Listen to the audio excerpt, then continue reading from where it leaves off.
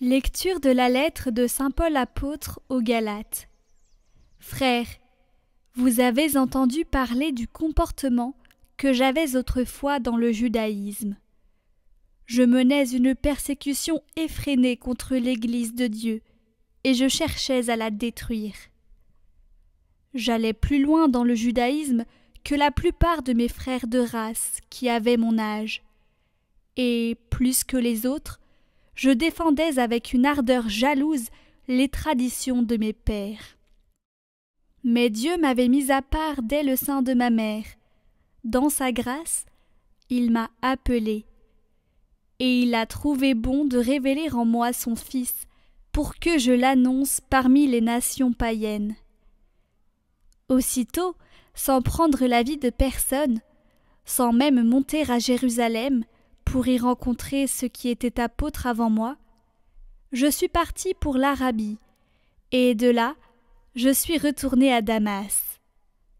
Puis, 3 ans après, je suis monté à Jérusalem pour faire la connaissance de Pierre, et je suis resté 15 jours auprès de lui.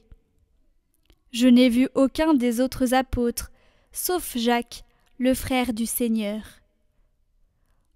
En vous écrivant cela, je le déclare devant Dieu, je ne mens pas.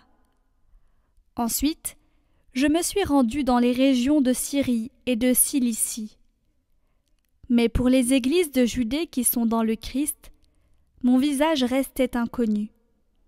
Elles avaient simplement entendu dire « Celui qui nous persécutait naguère annonce aujourd'hui la foi qu'il cherchait alors à détruire. » Et l'on rendait gloire à Dieu à mon sujet.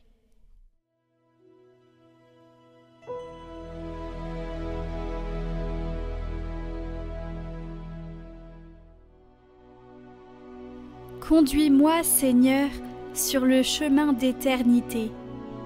Tu me scrutes, Seigneur, et tu sais. Tu sais quand je m'assois, quand je me lève. De très loin, tu pénètres mes pensées. Que je marche ou me repose, tu le vois. Tous mes chemins te sont familiers. C'est toi qui as créé mes reins, qui m'as tissé dans le sein de ma mère. Je reconnais devant toi le prodige, l'être étonnant que je suis. Étonnantes sont tes œuvres, toute mon âme le sait.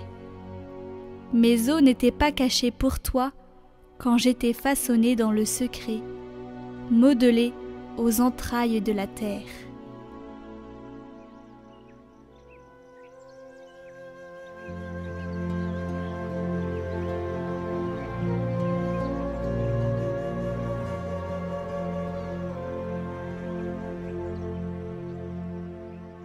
Évangile de Jésus-Christ selon saint Luc. En ce temps-là, Jésus entra dans un village. Une femme nommée Marthe le reçut. Elle avait une sœur appelée Marie, qui, s'étant assise aux pieds du Seigneur, écoutait sa parole. Quant à Marthe, elle était accaparée par les multiples occupations du service. Elle intervint et dit : « Seigneur, cela ne te fait rien que ma sœur m'ait laissé faire seule le service ? Dis-lui donc de m'aider. » Le Seigneur lui répondit : « Marthe, Marthe, tu te donnes du souci et tu t'agites pour bien des choses. Une seule est nécessaire. Marie a choisi la meilleure part, elle ne lui sera pas enlevée. »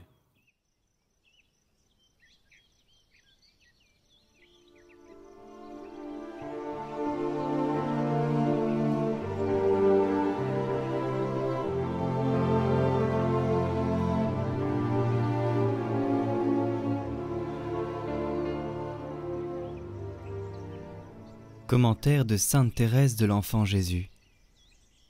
Une âme embrasée d'amour ne peut rester inactive. Sans doute comme sainte Madeleine, elle se tient aux pieds de Jésus. Elle écoute sa parole douce et enflammée. Paraissant ne rien donner, elle donne bien plus que Marthe, qui se tourmente de beaucoup de choses et voudrait que sa sœur l'imite. Ce ne sont point les travaux de Marthe que Jésus blâme. Ces travaux, sa divine mère s'y est humblement soumise toute sa vie, puisqu'il lui fallait préparer les repas de la Sainte Famille. C'est l'inquiétude seule de son ardente hôtesse qu'il voulait corriger. Tous les saints l'ont compris, et plus particulièrement peut-être ceux qui remplirent l'univers de l'illumination de la doctrine évangélique. N'est-ce point dans l'oraison que saint Paul, Augustin, Jean de la Croix, Thomas d'Aquin, François, Dominique et tant d'autres illustres amis de Dieu ont puisé cette science divine qui ravit les plus grands génies? Un savant a dit « Donnez-moi un levier, un point d'appui, et je soulèverai le monde ». Ce qu'Archimède n'a pu obtenir parce que sa demande ne s'adressait point à Dieu et qu'elle n'était faite qu'au point de vue matériel, les saints l'ont obtenu dans toute sa plénitude. Le Tout-Puissant leur a donné pour point d'appui lui-même et lui seul, pour levier l'oraison qui embrase d'un feu d'amour, et c'est ainsi qu'ils ont soulevé le monde. C'est ainsi que les saints encore militants le soulèvent, et que jusqu'à la fin du monde, les saints à venir le soulèveront aussi.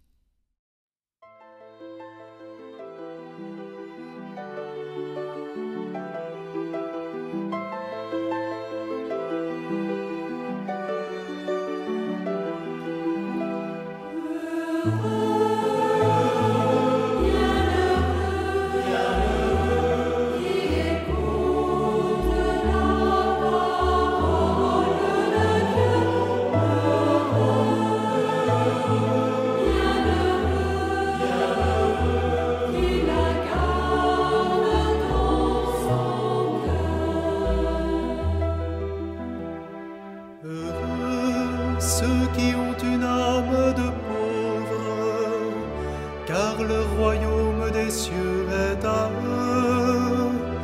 Heureux les doux, car ils posséderont la terre.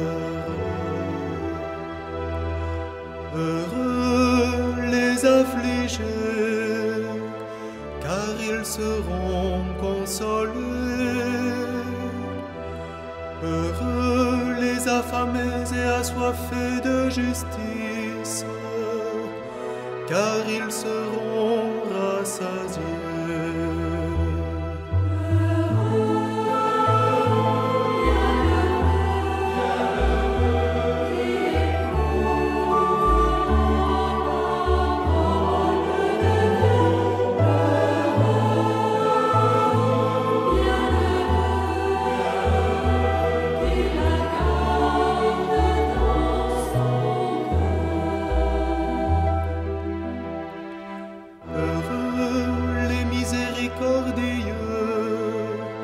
Car ils obtiendront miséricorde.